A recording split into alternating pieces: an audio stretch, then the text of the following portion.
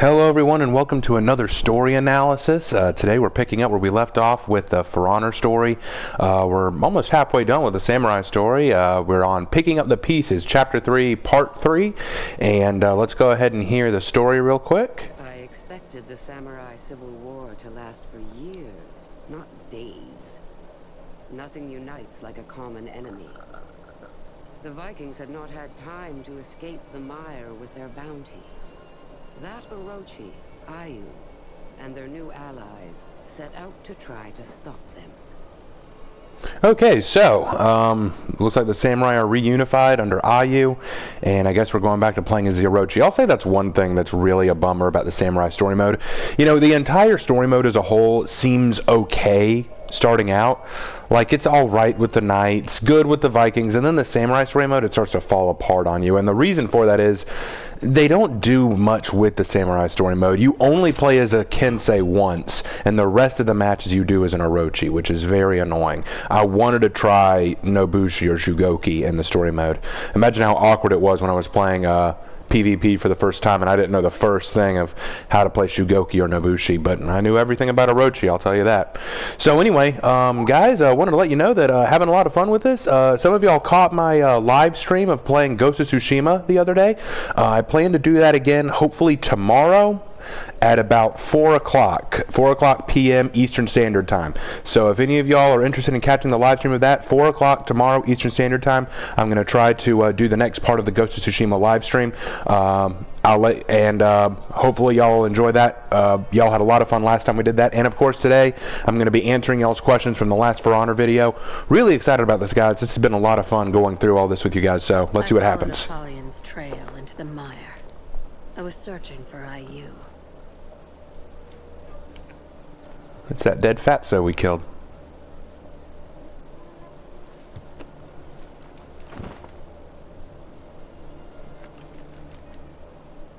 Well, well, well. Do you know where Ayu is? You're talking to dead people. Are we sure you're well put together? Alright, so, oh, cool. What impressed me most about the daimyo Ayu was her ruthlessness. Yet, she lies to herself about her reasons for what she did. I believe it was unimaginable to her that she simply wanted power. I'm not sure if it was unimaginable, but people are very good at rationalizing atrocious things, so that doesn't surprise me one bit. Okay, so some questions to answer for today. I was asked, will I analyze the PvP map intros? So like when you enter a PvP map, there's sort of an intro cinematic. Will I analyze those? Yeah, sure. If I see them and I want to analyze the maps, I will definitely try to do that. Not a problem. The next question was, what sword do I think the officers use? The officers all have similar fighting animation styles. The Knight and Viking ones use the same kind of sword, which looks like a mix between a long sword and a great sword. And the Samurai seem to be using a Nodachi. So those are the kind of swords that I think they're using. And I also got asked how hot samurai armor could get. That depends very much on the kind of armor. Samurai armor evolved over the years. The more heavy armor, like the stuff you'd see in its earlier days, like the Kamakura and Heian period, that stuff could be pretty heavy and probably pretty hot. But Oyuroi was a little bit better. It was lacquered in a way to help keep it from being damaged or hurt by the heat or climate of Japan. So it really depends on the kind of armor and what kind of climate you're in. That depends on how hot it gets. Death waits for us at the end of every road. Somewhere out there, each person has an enemy who will bring about their end. A warrior does not let that knowledge interfere with their duty. I really like that. I like that idea that we are aware that death is an inevitability, but a warrior keeps on fighting regardless. Oh, Vikings. Oh, come on. That wasn't so hard. Alright, so, let's see. Another question I got was my opinion on samurai armor since they had wood armor in the game, but they never used it in real life. Do I think that the armor they have is good for their class? Yeah, wooden armor predated the samurai era. They would not have wooden armor during the age of the samurai. The fact that they use wooden armor here is, I already talked about that in my hero analysis. I don't like it, but I've come to terms with it. Really, I think that most of the armor is pretty accurate, particularly the Kensei's.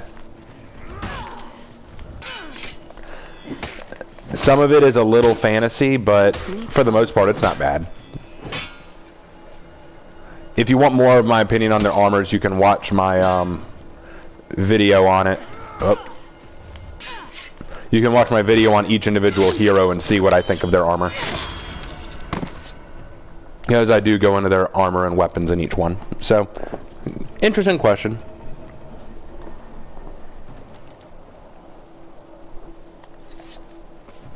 Moving on up. I don't know if I want to go in there yet. There may be one other thing I need to see.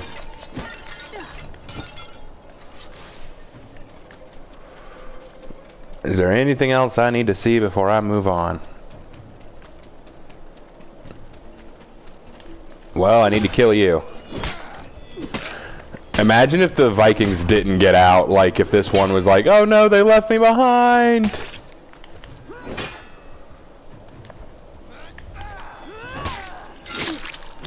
And done. Well, she doesn't have to be worried about being left behind. Isn't that nice? That's nice. I'm such a loving, caring kind of person. Okay, so another question that I got asked is, why were merchants the lowest class in Japan? That's a great question. Okay, so the samurai had a caste system, and the merchants were very low. They weren't the lowest. The lowest would be the Eta.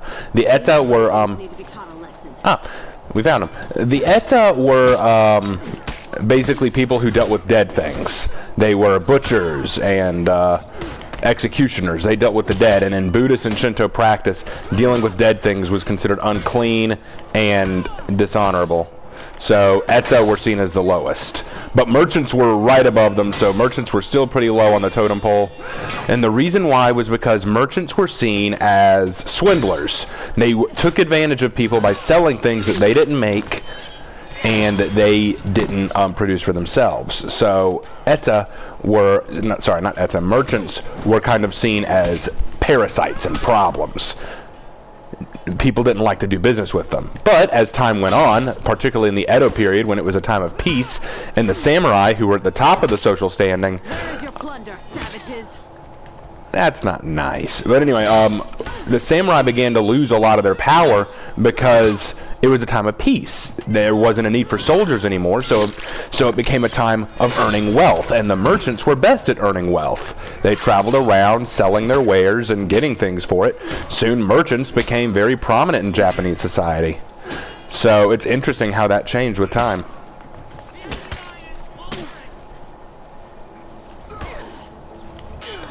But that's why merchants were seen as so low on the caste system. It's a good question. I like that question.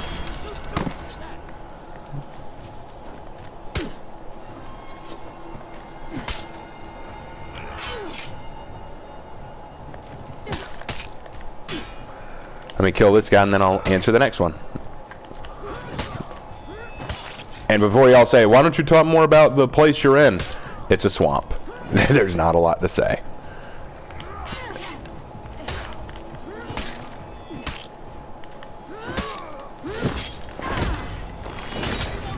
Got him. The Vikings have taken too much from us.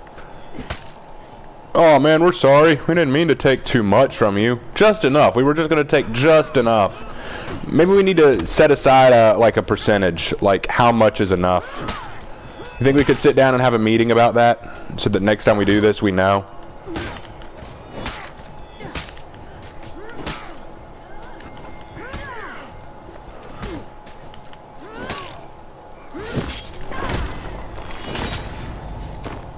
Okay, so another question that I got asked. Oh, hold on. Kowtowing, okay.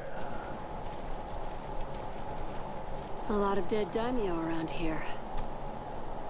I was stopping a civil war. Are you rolling your eyes? Oh, you're just looking at our new soldiers. Guess the Emperor was wrong about you. What did the Emperor say about her? Our neighbors are persistent. That they are. Secure the dock. We'll meet you there.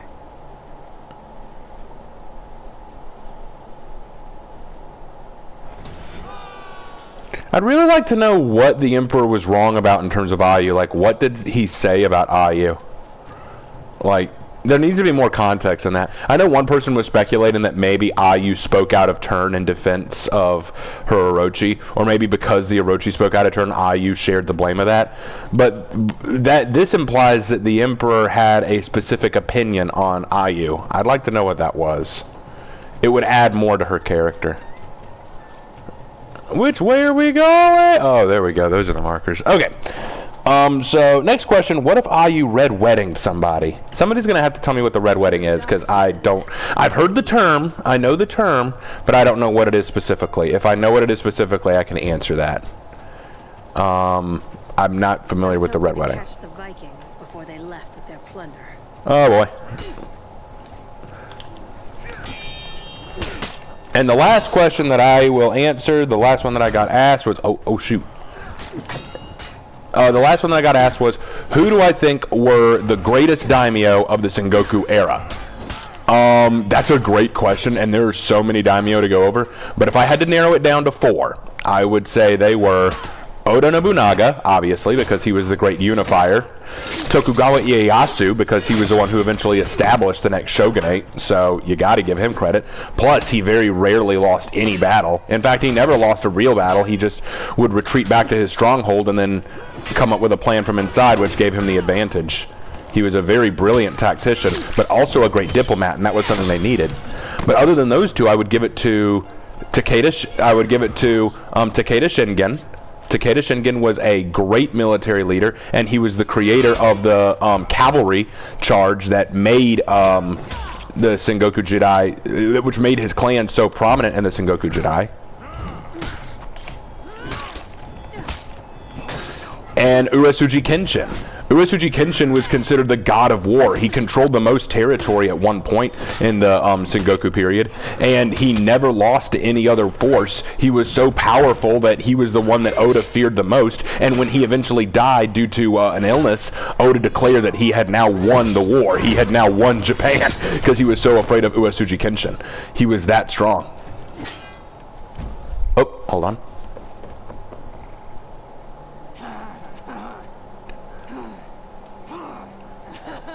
Again, that vernacular.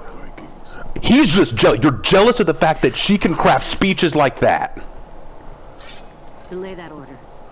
I wouldn't want to kill that person either. Shakespeare. Shakespeare's ancestor. Gave him the palace. It will take more than a palace to rule our people. We need an orator like that raider.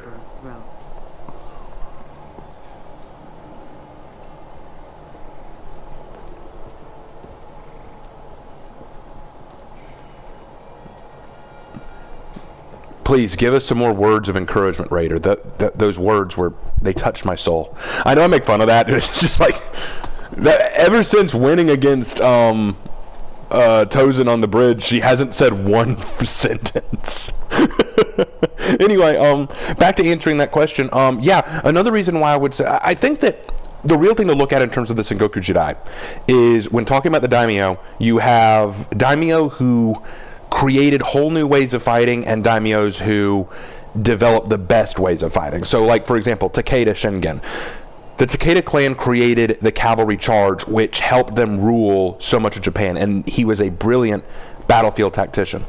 But Oda Nobunaga was great, not because he had the best army or the largest army, but because he was willing to use guns. He developed a firing line. He brought in arquebuses and matchlocks to actually evolve his army into a more modern one, which helped him gain power during Sengoku Jidai battles. In fact, he defeated the Takeda cavalry with his arquebusiers. So definitely got to give credit to Oda on that.